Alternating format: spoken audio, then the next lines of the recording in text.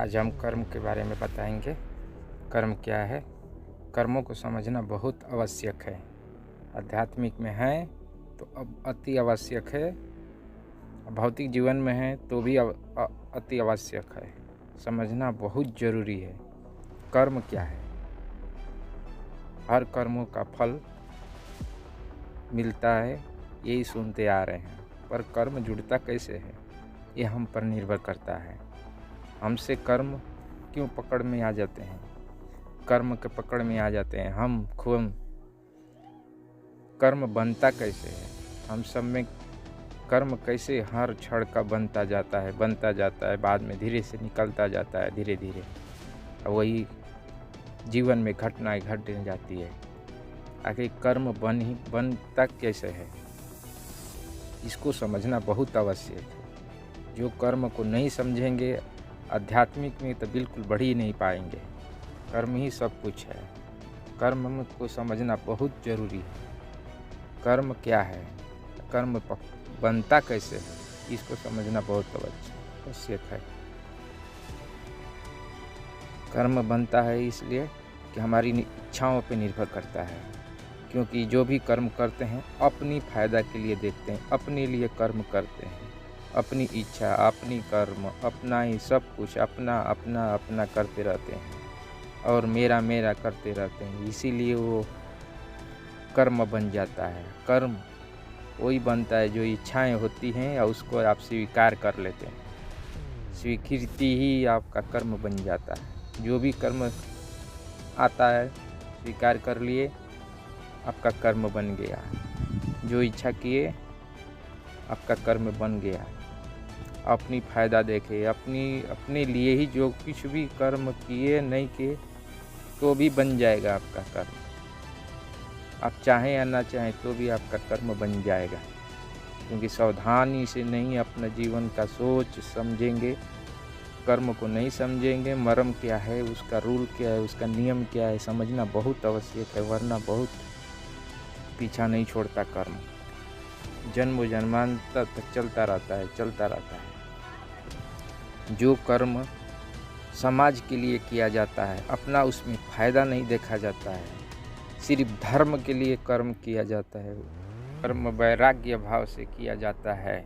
जो कर्म वैराग्य भाव से किया जाता है उसमें उस कर्म का फल, मुनाफा, घाटा, नुकसान नहीं देखा जाता है।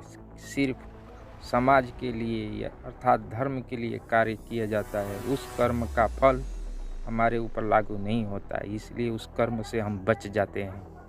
ऐसे ही कर्म करनी चाहिए कि कोई भी कर्म करते समय अपनी सोच में बदलाव लेना बहुत ज़रूरी है। उस सोच में ऐसा सोच बनाना चाहिए जो कर्म करें पर उसमें अपना फल ना जोड़ें, अपना फ़ायदा ना जोड़ें।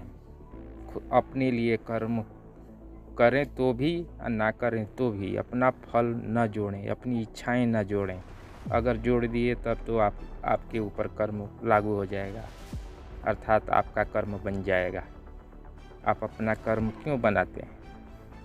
कर्म इसी को समझना बहुत ज़रूरी है कि कर्म बन कैसे जाता है।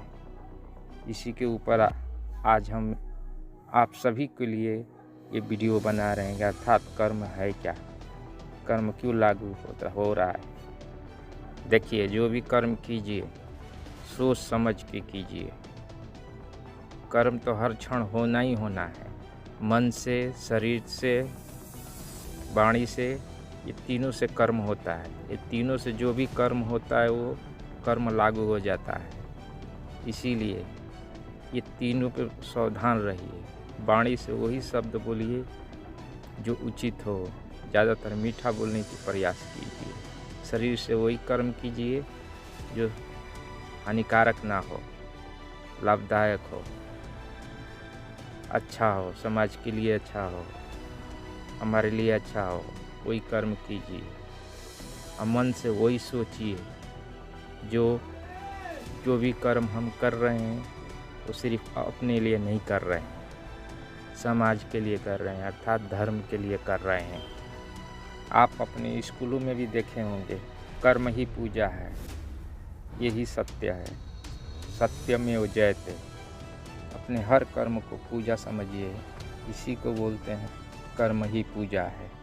इसलिए ही बोलते हैं कर्म ही पूजा है। जो भी कर्म कीजिए पूजा समझ कर कीजिए। ऐसा कर्म कीजिए जो लगे कि धर्म के लिए काम कर रहा हूँ, धर्म के लिए काम है। हर कार्य में अपना अपना ना जोड़ें, ना मेरा मेरा जोड़ें। मेरा स्वार्थ का स्वीकृति अपना दे देंगे। जैसे अपना स्वार्थ का स्वीकृति जैसे ही देंगे वैसे ही आपका कर्म बन जाएगा। वो कर्म आपके खाते में जुड़ जाएगा, जो भविष्य में प्रकट होगा। ध्यान रखिए, कर्म वही जो सभी के लिए अच्छा हो। जो कर्म में सबके लिए अच्छा ना हो वो कर्म मत कीजिए, स्वीकार ही मत कीजिए। जो कर्म सभी के लिए सार्वजनिक रूप से अच्छा हो उस कर्म को ही स्वीकार कीजिए। अब उस स्वीकृति में केवल अपना नुकसान घाटा मत जोड़िए। हरि ओम तत्सत।